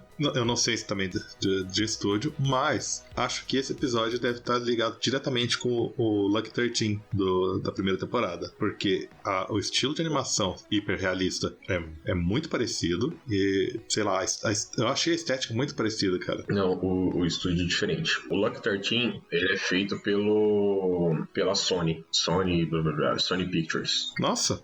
Eu também, quando eu li, eu falei, nossa, esse aqui é da Blur também, igual o episódio lá do Pop Squad. É uma característica legal desse tipo de animação. Pra quem não sabe o que a gente tá falando aqui, o estilo de animação desse episódio, ele é feito gravando o personagem real, um fundo verde, obviamente. Na verdade, eles capturam o movimento e eles utilizam a própria textura da pessoa pra criar o personagem digital que capturou os movimentos dela. Basicamente é você filmar alguém fazendo alguma coisa e masterizar ela em cima dela mesmo, e esse tipo de animação fica muito realista. É quase filmar alguém, basicamente. Só que mais barato do que fazer efeitos práticos, E né? nesse caso, eles gastaram um bom dinheirinho pra colocar o Michael B. Jordan, né? Eu acho que o ator foi mais caro que o episódio. Quem não conhece Michael B. Jordan, ele é o Killmonger do Pantera Negra. Uhum. Ele também é o Tocha Humana do Quarteto Fantástico. Nossa senhora. Daquele Quarteto Fantástico. Daquele, né? Todos são ruins, então. A primeira vez que eu vi esse cara foi naquele... Caramba, eu esqueci o nome do filme agora. Que cai um meteoro, são 3 amigos chegam no meteoro e ganham poderes. Power Rangers. Não. Tem um moleque lá que fez o Duende Verde no espetacular Homem-Aranha 2. Poder sem limites, alguma coisa assim, né? Isso, é. Tá, mas a gente tá aqui pra falar da gaiola de sobrevivência. Cara, às vezes eu fiquei meio assim, eu gosto pra caramba do episódio, mas ele não fica no top 3, isso é fato, mas eu fiquei meio confuso às vezes com os flashbacks. Ficou jogado demais, né? O flashback que fez mais sentido mesmo foi o que apareceu a Lanterna. O flashback, pra falar a verdade, pra esse episódio, eles foram bem desnecessários. Funcionaria muito bem sem os flashbacks, até melhor. Cara, vou te explicar por que tem esse flashback. Ele tem que mostrar que o cara tá numa guerra. Você vê pela estrutura da nave com quem eles estão em guerra que aquele local, né, que ele tá indo é um local seguro, teoricamente seguro, só que você percebe que basicamente eles estão em guerra contra uma outra raça, provavelmente pela estética como é feita as naves deles, né, por toda a estética que é demonstrada dentro desses flashbacks. E ele estraga a própria nave com um míssil que ele lança. Então, tipo assim, ele causou próprio dano nele mesmo. Uhum. A queda dele não foi culpa desse inimigo, teoricamente, que atirou nele. Não, foi ele mesmo. Ele atirando no inimigo, estilhaço, bateu na nave dele caiu e... Mas os inimigos estão retalhando, vamos lembrar disso também. Tá bom, Sérgio, mas quem é responsável por toda a dor e sofrimento dele como humano é ele como humano. São as próprias coisas dos humanos. Ele não sofre nenhum dano, ele não se machuca, ele não sofre em momento algum de coisas especificamente dessa nação aí que ele tá em guerra, entendeu? Uhum. Tudo foi causado por ele mesmo. De certa forma. E por ele mesmo entenda, tipo, como um aspecto geral, tipo, de raça, dos humanos em si, né? Porque não foi ele mesmo que construiu a estação lá e tal, mas, tipo, é tudo a humanidade que tá se ferrando contra ele, não a raça alienígena que eles estão lutando contra. Cara, de todos os episódios, pra mim, esse fica, tipo, em penúltimo de ruim. Só tá na frente do atendimento automático e não é porque o episódio, a animação seja ruim. Tipo, é extraordinário. Os efeitos são muito bons. A cena inicial da guerra no espaço é animal. A tecnologia que representa a raça inimiga, que não mostra em nenhum momento pra gente o que é, né? Só mostra a nave delas. O estilo, design da nave deles é muito, muito maneiro. Me lembrou aquele Ender's Game. Ender's Game é muito bom. E então, tipo, em questão de imagem, né? Em questão de design desse episódio, nota 10. Não tem do que reclamar. Como o Rafael comentou, flashbacks me encheu o saco. Outra coisa que me incomodou foi o lance dessas inteligências artificiais que vão atacar humanos, né? Uma coisa é você dar uma autonomia para uma inteligência artificial. Outra coisa é você dar autonomia para ela machucar uma pessoa. Tipo, existe N fatores de... Cara, existe botão de reiniciar. Tipo, impossível que não exista qualquer tipo de ferramenta, principalmente numa tecnologia tão avançada numa sociedade dessa, em que, digamos assim, você desligaria ou desativaria um robô desse em modo de segurança com a palavra-chave, porque é possível acontecer isso. Se esse robô é usado em guerra, por exemplo, uma defesa, como parte de um soldado, obviamente tem que ter uma chave de segurança. E tipo, essas coisas me ferem um pouco o intelecto da sociedade. Parece que eles evoluíram em tudo, mas ninguém pensou no básico, sabe? E isso me incomoda.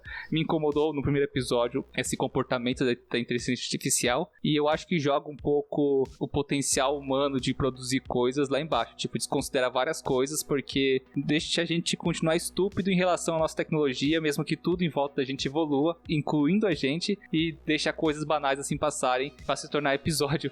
Então essas paradas, esse episódio me perdeu por causa da inteligência artificial, que foi muito mal explicado o motivo do defeito dela, e na verdade não foi explicado, só foi jogado lá e é o que aconteceu. Assim como aconteceu no primeiro episódio, esse episódio pra mim, foda-se.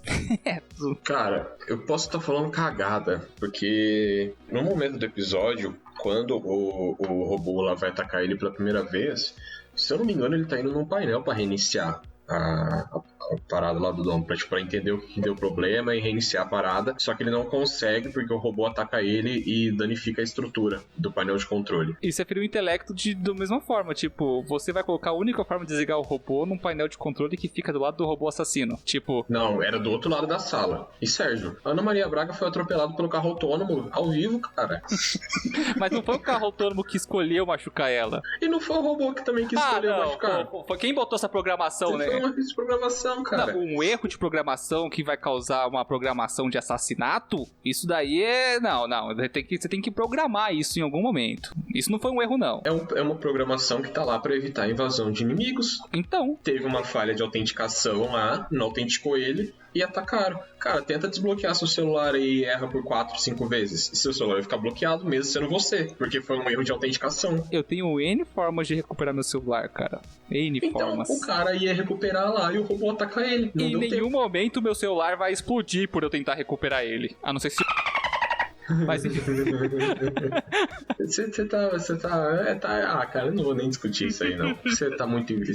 Sua mente é muito pequena pra grandiosidade desse episódio. Não, tô zoando. Eu achei meio bugado algumas coisas desse episódio, falando sério agora. Só que uma das coisas, cara, que, mano, vocês não tem como falar que vocês não gostaram dessa cena. De tão agonizante que é a parte que o robô passa por cima dele e amaceta a mão dele no chão, velho. Ah, essa agonia. Essa parte dá uma agonia. E tipo, você vê assim, é claro que é uma animação, mas ela mostra com um pouco de detalhe, assim, os cortes.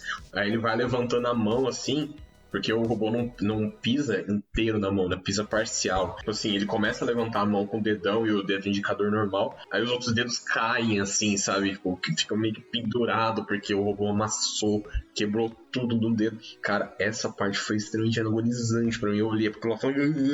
Só que no final deu tudo bem, porque depois que ele consegue matar o robô, ele vai mexer no PC, a mão dele aparentemente voltou a funcionar normal, né? Então... Aparentemente aquele medicamento que ele usa lá é tipo um nanorobô muito potente, porque a mão dele voltou. Ou que nem, a gente não sabe quanto tempo ele tá lá. Vai lá um mês que tá lá. Mas assim, esse negócio da mão, pra terminar esse episódio e passar pro último, esse negócio da mão foi a única emoção real que esse episódio me trouxe. Foi a agonia, porque o resto... Agonia real, mano. Pô, mas sabe uma coisa que esse episódio me lembrou, Sérgio? Você vai entender? No Man's Sky. Verdade. Com o robô de patrulha. E é engraçado porque o robô, ele literalmente fica patrulhando. Ele vai ficar ele fica rodando em volta da mesa, né? Ele é quadrúpede, né? Em vários igual momentos. No Man's Sky, que os robôs quadrúpedes fazem as patrulhas rondando em volta e tal. Eu achei interessante isso aí. Me lembrou essa parte da estética e tal. Mensagem pros ouvintes aí. Se alguém joga no Man's Sky, manda mensagem no direct no Instagram aí, vamos jogar junto. Valeu. O Sérgio tá querendo alguém pra jogar porque eu não jogo mais com ele. Um dia, quem sabe. Último episódio. O Gigante Afogado. Cara, esse episódio, pra mim, tá no top 3, porque ele é muito bom e muito diferente de todos os outros episódios em que a gente tinha monstros, tinha fantasia, tinha aventura, tinha ação. Nesse episódio é um monólogo gigante de uma discussão filosófica até, de um pesquisador que aparentemente encontrou, né? Na verdade não encontrou. O corpo do gigante encalhou na praia e movimentou, as pessoas acabaram vendo aquilo lá, acabaram boca a boca, até que os pesquisadores chegaram e de fato era um gigante humano. Uma coisa de, sei lá, 40 metros aparentemente. Eu acho que ele fala a altura em algum momento do episódio, mas é um gigantão. O episódio inteiro se passa em um monólogo que é as observações em que esse cientista faz em relação à humanidade desse gigante, à própria humanidade e as fases de putrefação e também, ao mesmo tempo que a putrefação desse corpo gigante acontece, a evolução dessa informação naquela comunidade. Porque no primeiro momento é uma coisa completamente... Uou! Todo mundo quer ver, todo mundo quer sentir, todo mundo quer tocar e cai no esquecimento eventualmente com o tempo, né? Então tem todas essas questões que envolvem tanto valores pessoais, quanto qual é o sentido de tudo aquilo, né? Que é uma discussão que ele faz sobre isso, também da onde veio, quem é, por que está lá, e também como que tudo isso evoluiu naquela sociedade e como acabou de fato, né? Então vamos começar discussões, reta final do episódio, antes da gente finalizar. Pra mim, o episódio todo, além de ser Rio de Janeiro, né? Que corpo na praia é afogamento. Ai, que dó. Corpo na praia baleado é afogamento. Mas o que eu, pelo menos, entendi que todo mundo é falando sobre a banalização da morte e a glamorização também. Porque, cara, você vê assim, no começo as pessoas nem chegam perto. Quer dizer, chegam perto, mas ficam admiradas, não querem encostar, não sei o que. Aí depois começam a todo mundo subir, tirar foto, brincar. Depois já começa a roubar partes, pintar tudo. E vira como se fosse mais nada. Era uma vida ali. Apesar de tudo, era uma vida. E foi esquecido, largado como se fosse nada. Foi cortada, foi pichada, vandalizada, foi esquecido. Simplesmente esquecido. E é o que acontece com o corpo indigente no Brasil. Ali, o pesquisador, ele, mesmo depois de tudo que aconteceu, ele continua tratando como se fosse pessoa.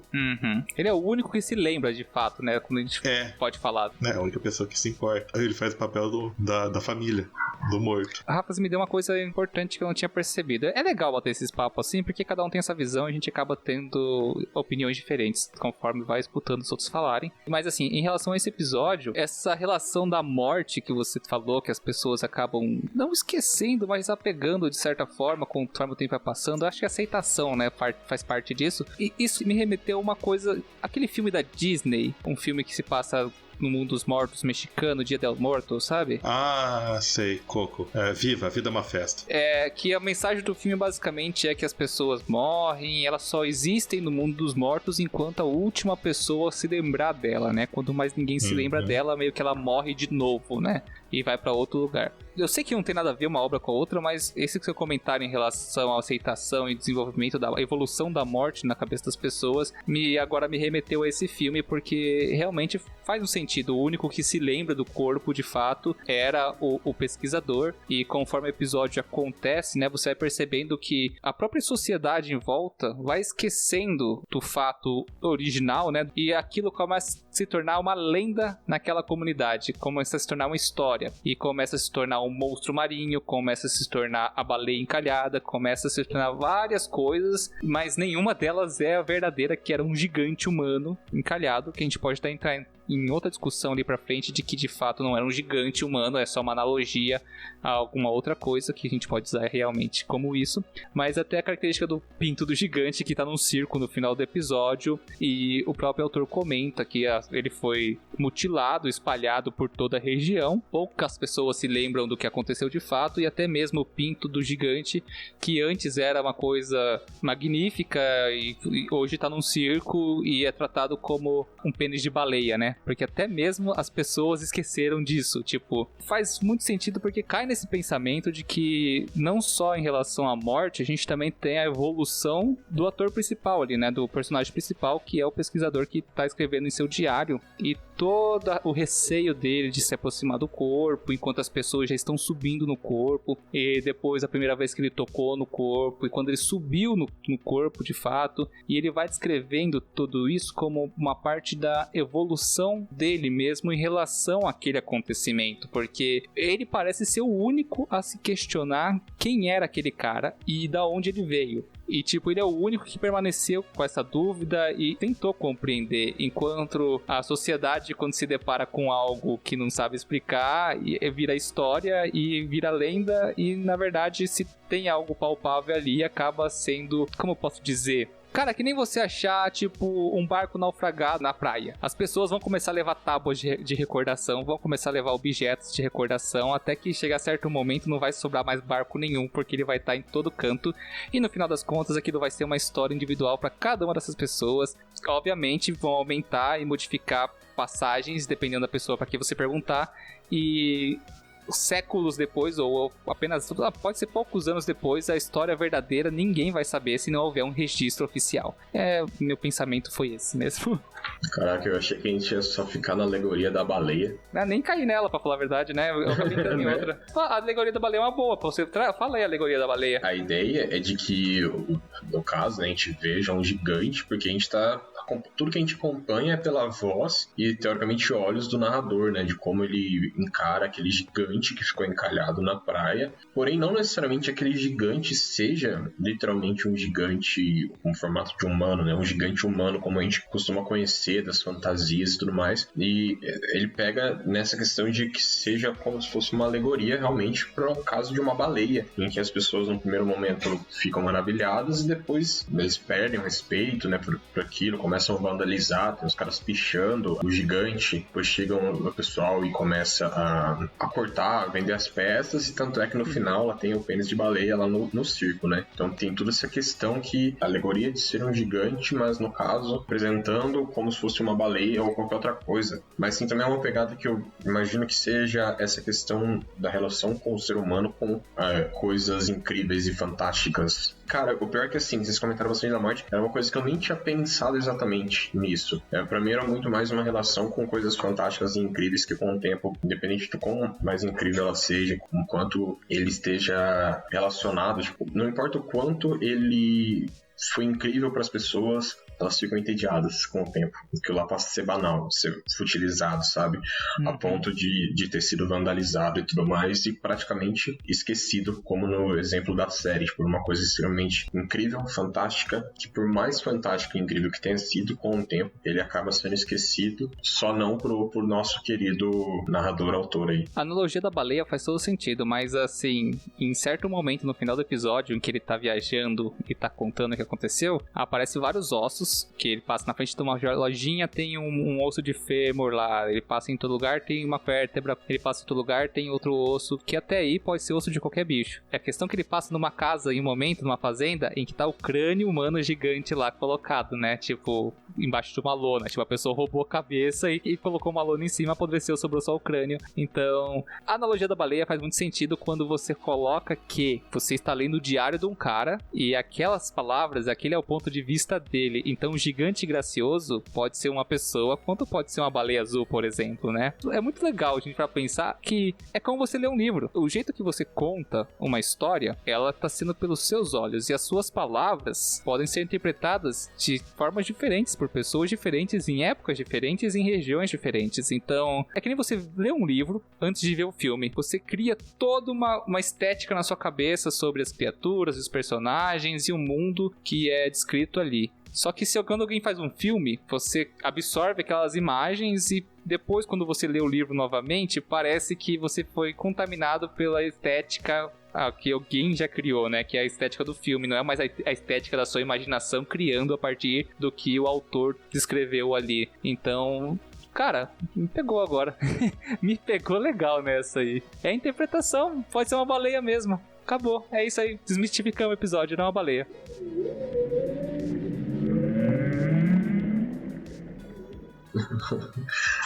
Eu também segurei, eu ia comentar que tem todo esse quê de fantástico, né, de quando eles encontram e vai passando o tempo, que puxa desde da ideia mística que a gente tem, né, da mitologia, que o Rafa vai entender melhor até isso aí, mas que, tipo, antigamente, quando os homens eram menos racionais, o véu da realidade era menor, então existia magia, etc, e conforme o homem foi aprendendo com o tempo, esse véu vai se tornando mais espesso e a magia vai sumindo do mundo, que é mais ou menos o que eles falam no episódio lá do Haunted, lá, da Good Hunt, da raposa lá da primeira temporada, e que era mais ou menos essa alegoria para esse episódio, só que não necessariamente magia, nem magia no gigante, mas para mostrar o quanto uma coisa incrível que vai perdendo essa magia ao longo do tempo. Cara, nada a ver com a série, mas já que é um episódio que a gente tá dançando aqui em cima de spoilers, eu vou dar um spoiler em relação a esse véu da magia aí, entre aspas, na cultura pop. Tem um livro, uma série de livros chamada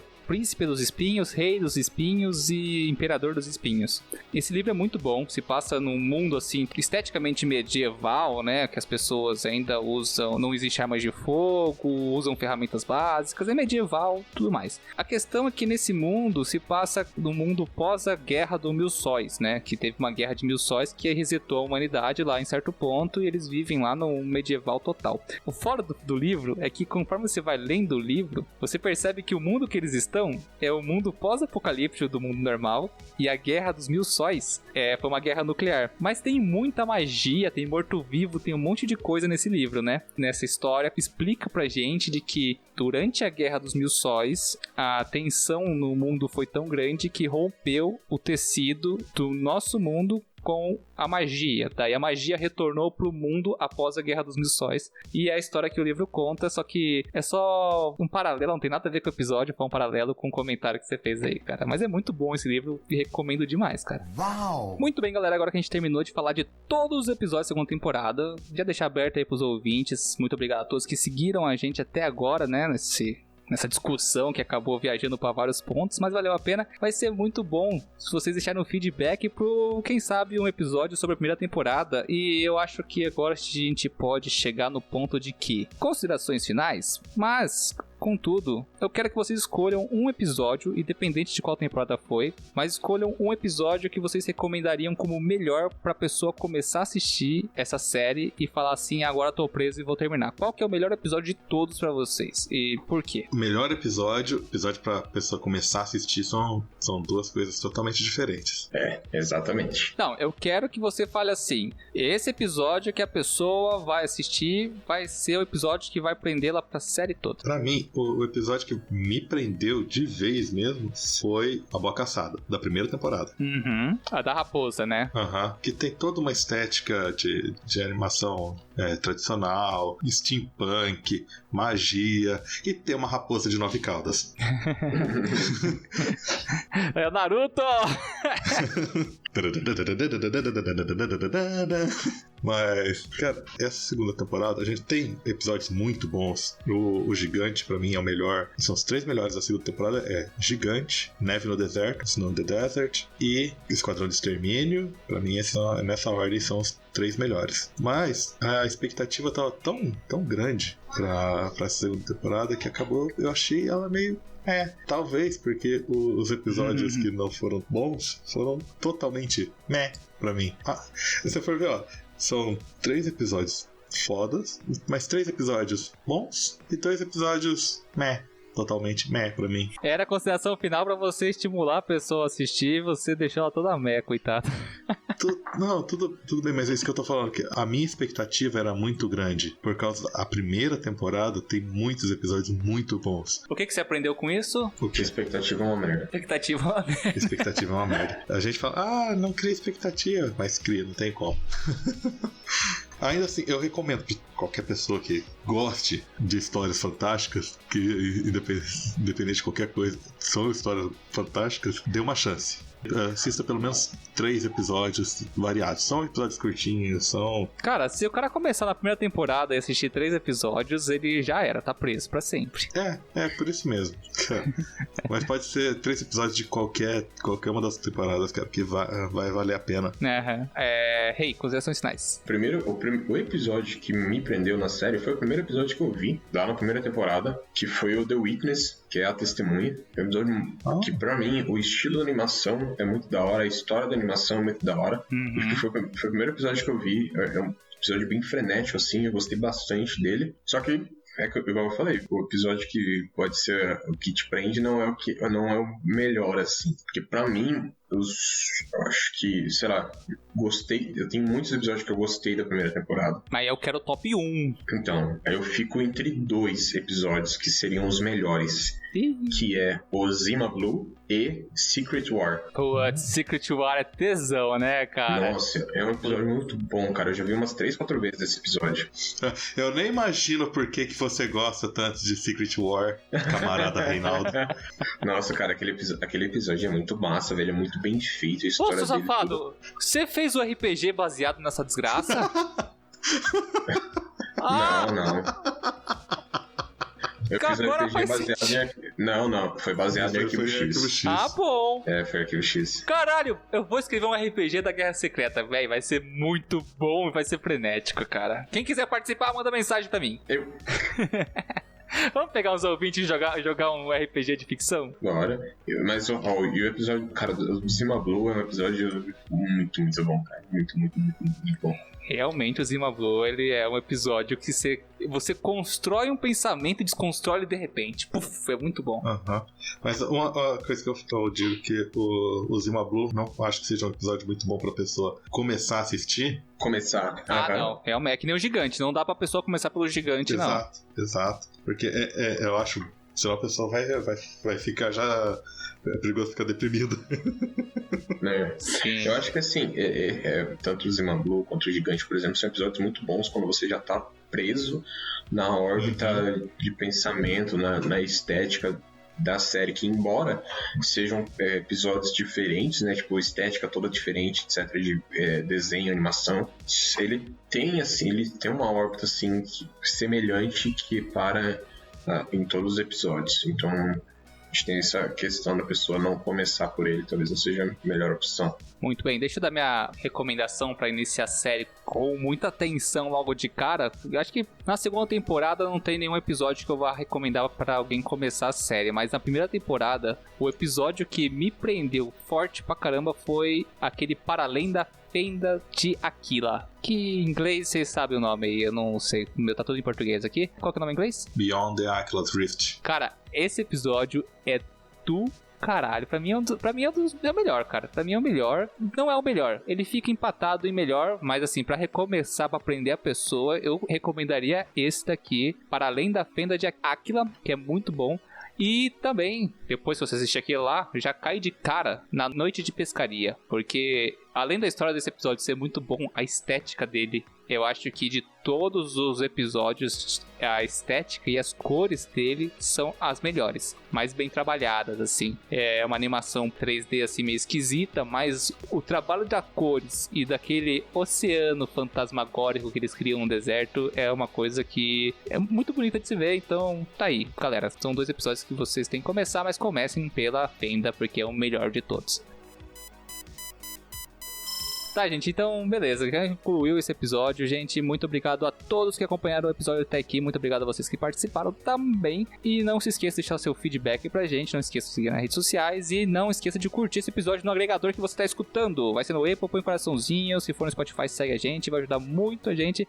Muito obrigado a todos, deixem aí no feed pra gente o episódio que você mais gostou da série, se você assistiu, ou se você assistiu por causa da gente. Gente, é isso aí, então até o próximo episódio e tchau! Tchau!